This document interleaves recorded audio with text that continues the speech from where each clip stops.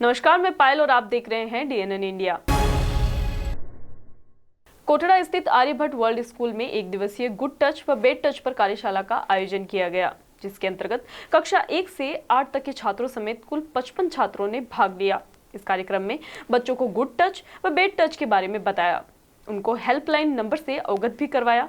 वहीं इस कार्यशाला का संचालन एडवोकेट राखी सोनी और ज्योतिका ने किया। हमारा समाज विकसित हो रहा है और कहीं ना कहीं उसके साथ ही आपराधिक भावनाएं भी समाज के लोगों में विकसित हो रही है। आज के समय में मानवता पशुता में बदलती जा रही है, जिसके तहत बाल दुष्कर्म की घटनाएं आए दिन सामने आ रही है। लोग अपनी यौन आकर्षण की पूर्ति के लिए बच्चों को निशाना बनाते हैं और बच्चे कम उम्र व नासमझी के चलते इनसे घुल मिल जाते हैं और दरिंदे अपने मंसूबों में कामयाब होते जाते हैं। ऐसी घटनाओं से बचाव के लिए बच्चों को गुड टच व बेड टच की जागरूकता होनी बेहद ही जरूरी है, जिसके चलते कोटड़ा स्थित आर्यभट्ट वर्ल्ड स्कूल में एक दिवसीय गुड टच व बेड टच पर कार्यशाला का आयोजन किया गया, जिसके अंतर्गत कक्षा 1 से 8 तक के छात्रों ने कार्यशाला में भाग लिया। इस कार्यशाला का संचालन एडवोकेट राखी सोनी और ज्योतिका ने किया, जो स्पर्श संस्था की स्वयंसेवी थी। वहीं स्कूल की प्राचार्य रश्मिंदर कौर ने मीडिया से वार्ता के दौरान बताया कि एक दिवसीय गुड टच व बेड टच पर कार्यशाला में कक्षा 1 से 8 तक के छात्रों समेत कुल 55 छात्रों ने भाग लिया। इस कार्यशाला के दौरान बच्चों को बताया गया कि शरीर के ऐसे कौन से भाग हैं जिन्हें अगर कोई अनजान व्यक्ति या परिचित स्पर्श करे तो तुरंत अपने माता पिता या शिक्षक को सूचित करें। साथ ही किसी अनजान व्यक्ति के साथ ज्यादा खुले मिले नहीं और एक निश्चित दूरी बनाए रखें। वहीं दूसरी ओर प्राचार्य ने बताया कि यदि किसी भी बच्चे या उसके साथ कोई दुष्कर्म जैसी घटना हुई हो या उसे आभास हो रहा हो और अगर आप किसी को बताने में हिचकिचा रहे हैं, उसके लिए एक हेल्पलाइन नंबर 1098 है। आप इस नंबर पर सूचित करें, जिससे कि अपराधी की जाँच कर उस पर कानूनी कार्रवाई की जा सके। Today at Aryabhatta World School Kotra campus, we had a workshop on good touch and bad touch, which was organized by Sparsh a Mission organization. The workshop was organized by Ms. Jyotika and Advocate Rakhi Soni. Basically, इस workshop का mission ये था कि grades 1 to 8 के लिए ये जानना बहुत ज़रूरी है कि गुड टच और बैड टच क्या डिफरेंस होता है। कौन से ऐसे बॉडी पार्ट्स हैं जिसको टच करना किसी के लिए भी अलाउड नहीं होता है, और अगर कोई भी ऐसा इंसिडेंट किसी भी बच्चे के साथ या उनके मिलने वालों के साथ ऐसा कोई इंसिडेंट होता है तो उसके लिए क्या 3 चीज़ें बच्चों को करनी चाहिए। और हेल्पलाइन के नंबर के बारे में भी जानकारी दी गई कि 1098 हेल्पलाइन नंबर पे आप अगर और कुछ भी अवेलेबल नहीं हो, किसी को भी आप नहीं बता सकें, आपके पेरेंट्स ना हो या आपके टीचर्स ना हो या आपको गाइड करने वाला कोई भी ना हो, तो 1098 हेल्पलाइन नंबर पे आप इसकी जानकारी। अजमेर के नसीराबाद रोड स्थित वेंडिंग जोन में पान की केबिन में सवेरे 4 बजे अज्ञात कारणों के चलते आग लग गई। दुकानदार ने बताया कि दुकान में फ्रिज समेत लाखों का सामान जलकर राख हो गया। मौके पर पहुंची फायर ब्रिगेड ने आग पर काबू पाया। वहीं दूसरी ओर दुकानदार ने इसकी शिकायत अलवर गेट थाना पुलिस को दी। अजमेर के नसीराबाद रोड स्थित वेंडिंग जोन में पान की केबिन में सवेरे 4 बजे अज्ञात कारणों के चलते आग लग गई। दुकान मालिक ने जानकारी देते हुए बताया कि रोजाना की तरह वह दुकान बंद करके अपने घर चला गया। सुबह करीब 3 बजे के आसपास अज्ञात जायरीन ने फोन करके सूचना दी कि उसकी केबिन में आग लग गई। जहां दुकान मालिक को सूचना मिलते ही वह दुकान आया तो देखा कि उसकी दुकान में आग लगी हुई थी। दुकान मालिक मौके पर पहुंचा और अपने स्तर पर आग बुझाने का प्रयास भी किया, परंतु आग इतनी भयावह थी कि दुकान मालिक अपने स्तर पर उसे बुझा नहीं पाया। दुकान मालिक ने फायर ब्रिगेड को फोन किया और जानकारी दी, जहां फायर ब्रिगेड मौके पर पहुंची और आग पर काबू पाया। दुकानदार ने बताया कि दुकान में फ्रिज समेत लाखों का सामान जलकर राख हो गया। दुकानदार ने इसकी शिकायत अलवर गेट थाना पुलिस को दी है। पुलिस ने रिपोर्ट दर्ज कर अग्रिम कार्रवाई शुरू कर दी है। वहीं बताया जा रहा है कि साथ में पास वाली दुकानों के ताले भी तोड़े गए, जिसकी शिकायत भी दुकानदार ने अलवर गेट थाना पुलिस को दी है। मेरा नाम संजय पवार है, मैं हनुमान नगर के निवासी हूँ, बहरीगंज का। मेरे यहाँ पर 3:52 पे कॉल आया था। कोई जायरीन जो यहाँ जा रहे थे अपने सरवाड़, उन्होंने मेरे को कॉल करके बताया कि ये नंबर लिखे हुए हैं, ये केबिन आपकी है क्या? मैंने बोला हाँ मेरी है। तो बोला उसमें आग लगी हुई है। मैंने तो पहले विश्वास नहीं करा कि आग किसने लगाई। फिर यहाँ देखा आके तो देखा तो दरवाज़ा चौड़ा हो रखा था, तोड़ रखा था दरवाजे को, और अंदर पेट्रोल या कुछ डाल के उसको आग लगाई गई है। उसमें पूरी भभक गई। फिर फायर वाले बुलाए गए, सर आए थे वहाँ से अलवर गेट थाने से सर आके चेक करके गए। गश्त वाले से साहब सब आके चेक करके गए थे। और उन्होंने काय की दुकान है ये? ये मेरे उसकी दुकान है, कोल्ड ड्रिंक और गुटके बीड़ी तम्बाकू की दुकान है। नुकसान तो सर देखो ये है कि फ्रिज मेरा पूरा जल चुका है, फ्रिज है और जो भी स्टॉक रखते थे अपन सामानों का सारा जल चुका है।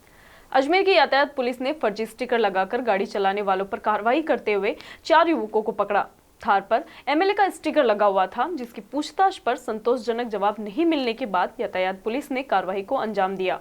अजमेर की यातायात पुलिस ने फर्जी स्टिकर लगाकर गाड़ी चलाने वालों पर कार्रवाई करते हुए 4 युवकों को पकड़ा है। ट्रैफिक इंस्पेक्टर भिकाराम काला ने बताया कि पुष्कर में स्टिकर लगी थार गाड़ी को पकड़ा गया है, जिसमें 4 युवक सवार थे। नागौर की ओर से आए थे, जहां उनके वाहन पर एमएलए का स्टिकर लगा हुआ था। पुलिस ने युवक से एमएलए की आईडी मांगी तो उन्होंने संतोषजनक जवाब नहीं दिया। ट्रैफिक पुलिस ने यातायात नियमों का उल्लंघन करने पर गाड़ी को जब्त किया गया व गाड़ी का चालान भी काटा गया। वहीं दूसरी ओर बताया जा रहा है कि गाड़ी जयपुर सांगनेर की है तथा गाड़ी में सवार 4 युवक विद्यार्थी हैं, जो खुद को इंजीनियर बता रहे हैं। वारदात के समय युवकों के पास दूसरे वाहन की व्यवस्था नहीं होने के चलते पुलिस युवकों को अजमेर लेकर आई। वहीं टिकाराम काला ने बताया कि संदिग्धों के आपराधिक रिकॉर्ड भी खंगाले जा रहे हैं। यदि पूर्व में कोई आपराधिक रिकॉर्ड सामने आते हैं तो संबंधित विभाग में इत्तला किया जाएगा। साथ ही अधिकारियों के आदेशानुसार अग्रिम कार्रवाई की जाएगी। इस गाड़ी को वैसे रुकाया गया था, जिसमें 4 स्टूडेंट है जो अपने आप को इंजीनियर बता रहे हैं। तो इनसे जब गाड़ी रुकाई,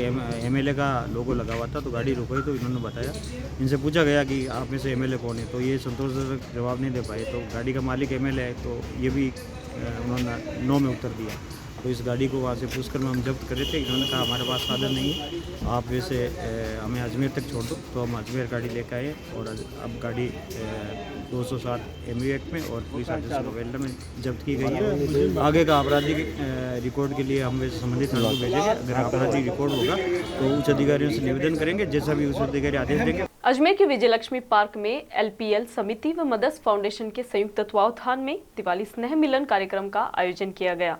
आयोजक एडवोकेट राजीव भारद्वाज बगरू ने बताया कि इस कार्यक्रम के अंतर्गत एडवोकेट और शहर के प्रमुख अधिकारियों का दिवाली स्नेह मिलन का आयोजन किया गया।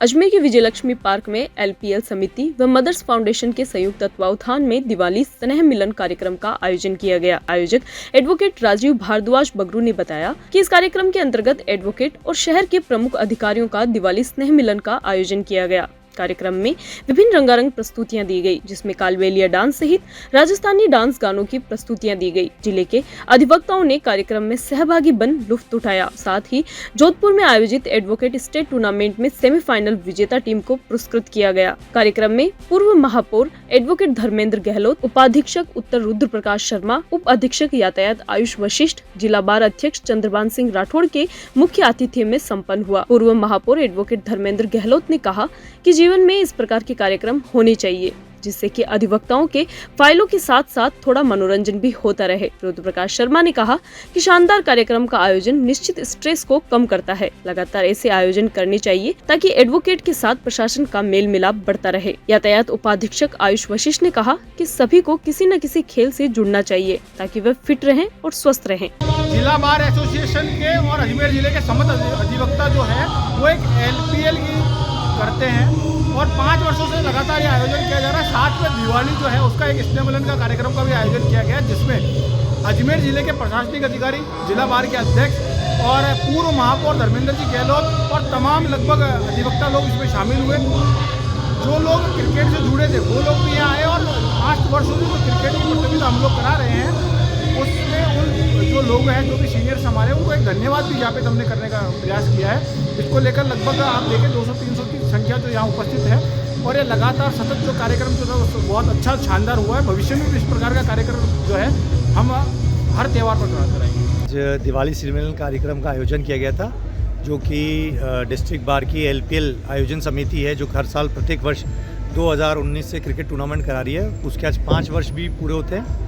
इसमें विशेष अतिथि जो हैं हमारे हैं ट्रैफिक DYSP हैं वशिष्ठ साहब, रुद्र प्रकाश शर्मा जी जो DYSP हैं वो हैं, बार अध्यक्ष, बार सचिव और किशनगढ़ बार के अध्यक्ष श्री दीपक कटाना ये अतिथि हैं हमारे। पूर्व महापौर धर्मेंद्र गहलोत जी हमारे मुख्य अतिथि हैं। इस कार्यक्रम का उद्देश्य ये है कि जो वकील हैं, आजकल फाइलों का स्ट्रेस रहता है, जिनमें हर तरीके से बिजी रहते हैं, वो सारे उन चीज़ों को मद्देनजर रखते हुए जो स्ट्रेस फ्री लोग क्रिकेट खेलते हैं, वो सभी वकील अधिवक्ता शरीक हुए हैं इसके अंदर। इस कार्यक्रम का उद्देश्य था कि मेल मिलाप आपस में मिला जाए और जिस प्रकार का आज की तारीख में स्ट्रेस लाइफ है उस स्ट्रेस को ख़त्म किया जाए। पिछले कई वर्षों से हम टूर्नामेंट कराते आए हैं, उसकी अगली कड़ी में यहाँ रुकते हैं एक छोटे से ब्रेक के लिए, जल्द हाजिर होंगे खबरों के नए सफर के साथ।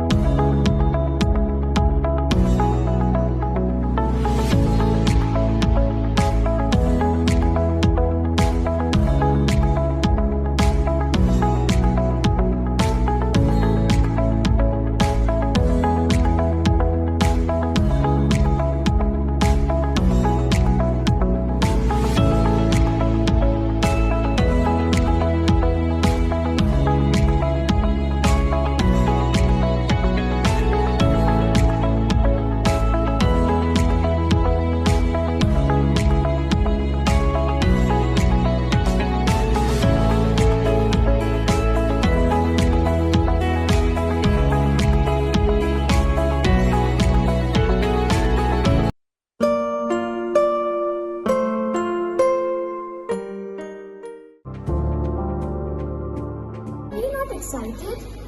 Holidays will be very boring for me.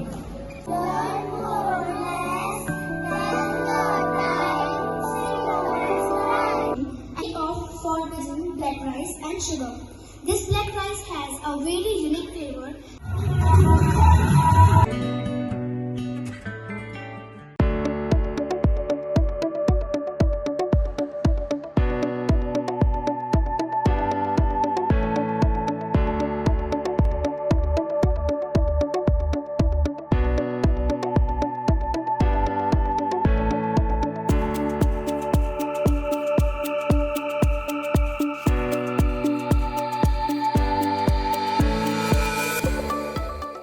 Gopashtami का दिन भगवान श्री कृष्ण और गोमाता के अटूट प्रेम का प्रतीक है। गोपाष्टमी का पर्व गायों की पूजा करने के लिए समर्पित है। हिंदू धर्म में गाय को कामधेनु यानी सभी इच्छाओं को पूर्ण करने वाली माना जाता है।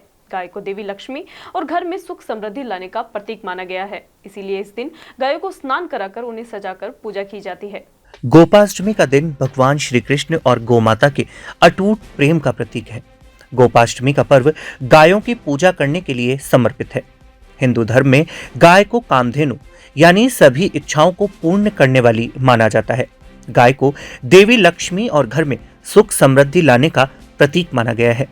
इसलिए इस दिन गाय को स्नान कराकर उन्हें सजा धजा कर पूजा की जाती है। धार्मिक मान्यताओं के अनुसार गायों की सेवा करने से जीवन में सुख, शांति, समृद्धि और स्वास्थ्य लाभ प्राप्त होता है। गोपूजन से पापों का भी नाश होता है और घर परिवार में सुख समृद्धि का वास होता है। गोमाता की पूजा करने से भगवान श्री कृष्ण का आशीर्वाद प्राप्त होता है, जो हर व्यक्ति के जीवन में सकारात्मकता और खुशहाली लाता है। गोपाष्टमी के इस पावन अवसर पर मुख्य समारोह आज अजमेर के आशागंज स्थित श्री सीता गौशाला में आयोजित किया गया। श्री सीता गौशाला के उपाध्यक्ष गिरधारी लाल मंगल ने बताया कि गौशाला में मंत्रोच्चार के साथ विधि विधान से हवन कर गौ माता का पूजन किया गया। गौ पूजा के बाद श्रद्धालुओं को अन्नकूट प्रसाद का वितरण किया गया। इस अवसर पर सुरेश चंद मंगल, रमेश अग्रवाल, शिव शंकर फतेहपुरिया, हनुमान दयाल बंसल, जवाहर फाउंडेशन के शिव कुमार बंसल, मनीष अग्रवाल, कमल किशोर गर्ग, शैलेंद्र अग्रवाल सहित बड़ी संख्या में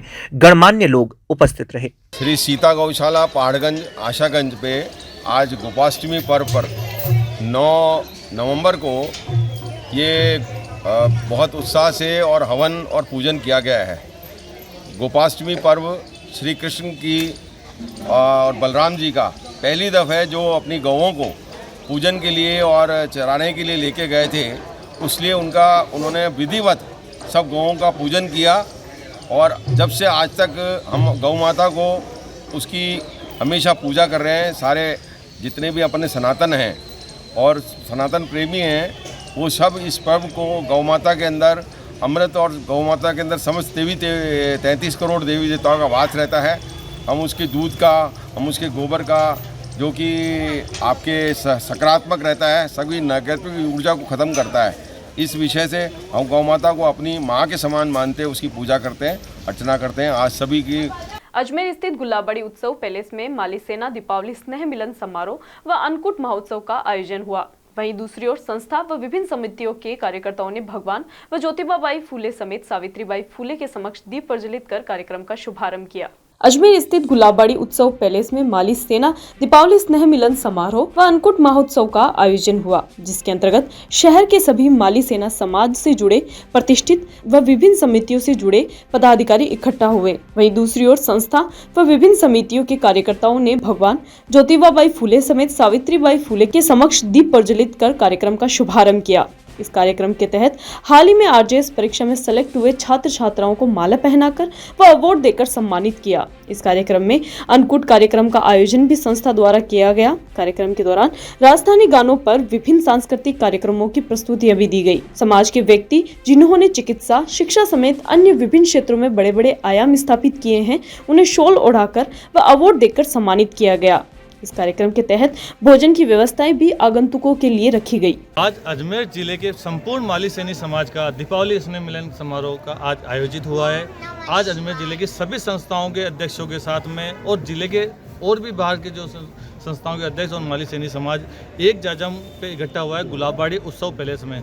यह आज हमने सांस्कृतिक प्रोग्राम किया, इसके साथ साथ अन्नकूट महोत्सव किया है और जो विभिन्न विभागों के जो हमारे जो कर्मचारी हैं, विभिन्न जो संगठनों पे, राजनीतिक पे हैं या विभिन्न संस्थाओं के अध्यक्ष हैं, यहाँ सबको हमने यहाँ आमंत्रित किया है और यहाँ उनका स्वागत किया है और माला शाफा पहनाकर यहाँ सांस्कृतिक प्रोग्राम ने बच्चियों ने ज्योतिबा फूले के ऊपर अपनी कुछ नाटक प्रस्तुत किए हैं, कुछ डांस प्रस्तुत किए हैं, जिसको भी हमने सम्मान दिया है। अभी हाल ही में माली सैनी समाज के 8 से 10 बच्चे जो आरजेएस में जिनकी नियुक्ति हुई है वो हमारे समाज के बने हैं, उनको भी हमने यहाँ मंच पर बुलाया और यहाँ शुभकामनाएं दी और मोमेंटो देकर उनका भी सम्मान बढ़ाया है। और इसके साथ साथ संपूर्ण माली सैनी समाज के लिए हमने भोजन की व्यवस्था करी, मीटिंग की व्यवस्था करी। सबने 90 के दशक में मशहूर टीवी सीरियल शक्तिमान के अभिनेता मुकेश खन्ना शनिवार को अजमेर पहुंचे, जहां अजमेर के गेगल स्थित प्रेसिडेंसी स्कूल के 10वें वार्षिक उत्सव कार्यक्रम में शिरकत की। 90 के दशक में मशहूर टीवी सीरियल शक्तिमान के अभिनेता मुकेश खन्ना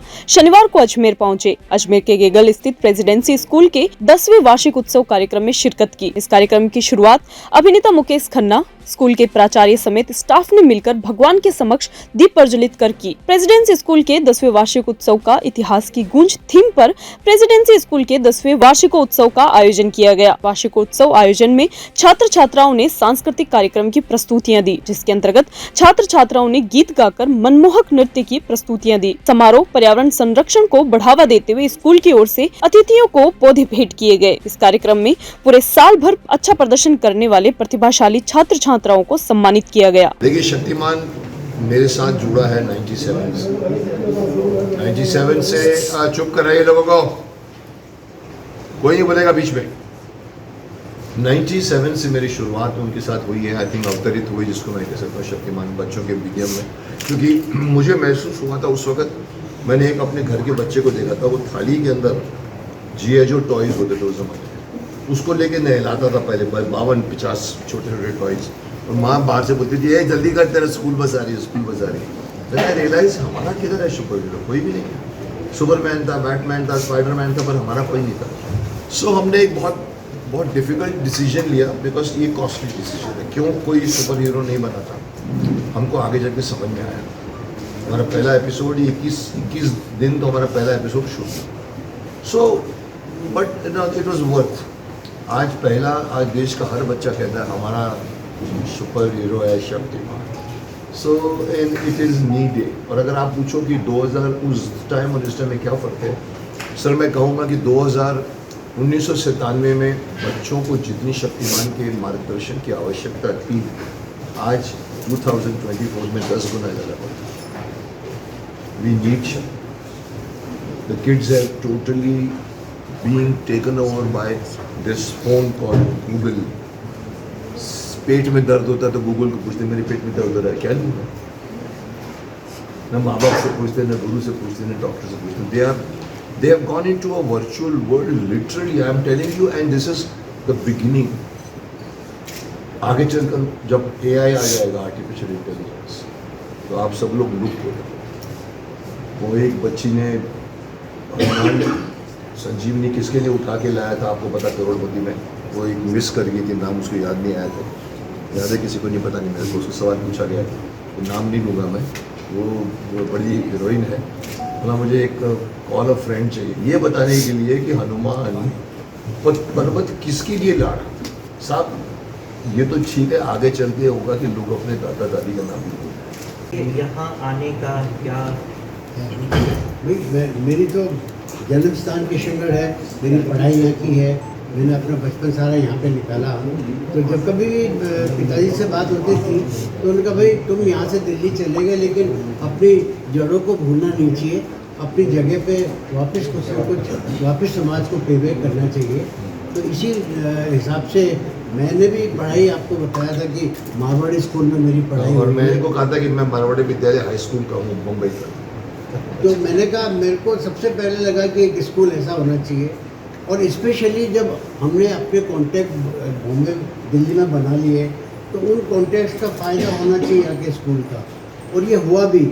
मुझे बहुत खुशी है जब मैं यहाँ के बच्चों को डॉक्टर अब्दुल कलाम से मिलाने ले गया, यहाँ के बच्चे गए यहाँ, वहाँ से डॉक्टर किरण बेदी, दीपा मलिक जी, अपने भगत सिंह जी के पोते, ये सब जो हमारे कांटेक्ट हैं वो लोग जब यहाँ आते हैं और यहाँ आके बच्चों से जब इंटरेक्ट करते हैं तो बच्चों को भी प्रेरणा मिलती है कि भाई अगर ये लोग इस लेवल पे पहुँच सकते हैं तो हम क्यों नहीं पहुँच सकते। तो ये एक फ़ायदा हम लोगों का वहाँ होने का है, और इस जगह को हम वापस अपनी सोसाइटी को प्रेरित कर सकते हैं।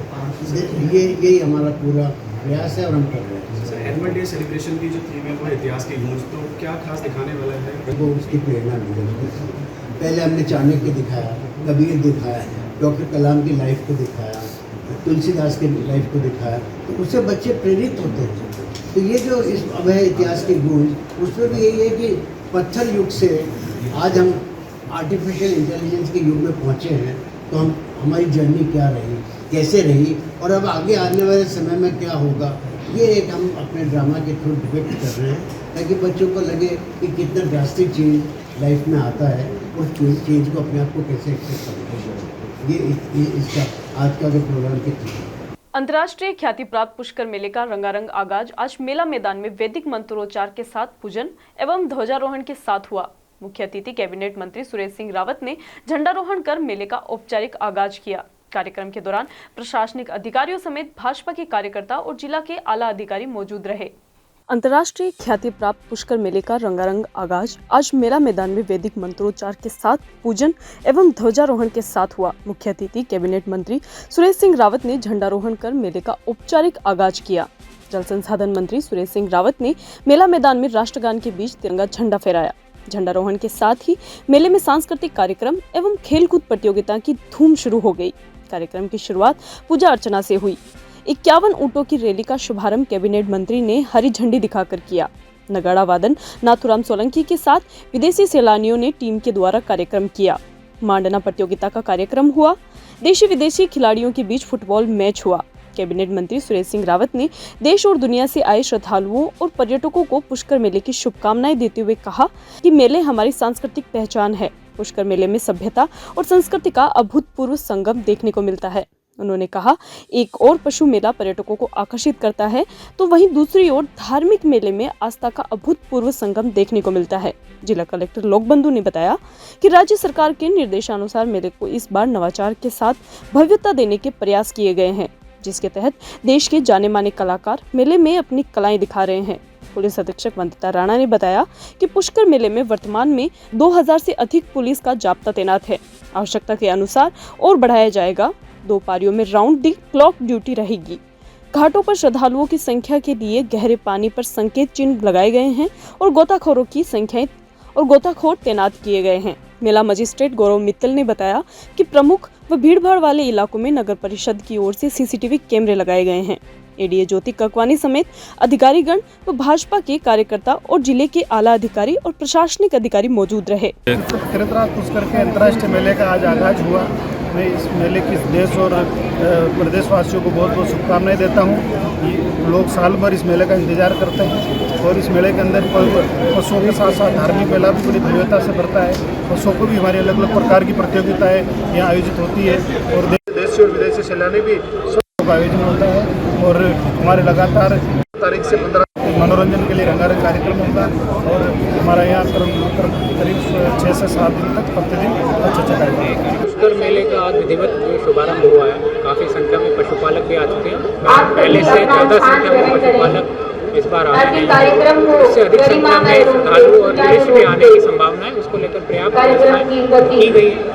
जैसा आप देख पा रहे हैं कि हमने यहाँ पे कैमल शो भी ऐड किया है। उसी प्रकार हर कार्यक्रम में कुछ न कुछ इस बार राज्य सरकार के डायरेक्शन थे कि इसको मेले को आध्यात्मिक रूप दिया जाए और अधिक भव्य बनाया जाए। उसी के अनुरूप हमने इसको इवेंट्स इसमें ऐड किए हैं। कल्चरल इवनिंग्स में हमने काफ़ी बड़े बड़े राजकीय विद्यालय प्रिंसिपल मैम चालू मैम फरीदा बेगम रेखा राजावत प्रेमी मैम मेरी सभी से आग्रह इसी चीज को ध्यान में रखते हुए पहले ही मेले के संबंध में मीटिंग की गई, जिसमें कलेक्टर साहब की अध्यक्षता में वो मीटिंग की गई। हम सभी ने बैठ कर निर्णय लिया कि वहाँ पर जो डेंजर मार्क है उनको मार्क किया जाए। उसके अलावा रस्सियाँ बांध के जो डीप है उस वाले एरिया में जाने से लोगों को रोका जाए। तो हर घाट के ऊपर रस्सियाँ बांधी गई हैं जो कि विजिबल है। इसके अलावा लाल रंग के फीते भी बांधे गए हैं जो डेंजर मार्क को दिखाते हैं और आम जनता को इसके बारे में बताकर सूचित करके उस डेंजर मार्क से दूर रखने जाने की पूरी रूपरेखा। खबरों के सफर में अभी सिर्फ इतना ही। फिर हाजिर होंगे खबरों के नए सफर के साथ। तब तक के लिए दीजिए इजाजत। नमस्कार।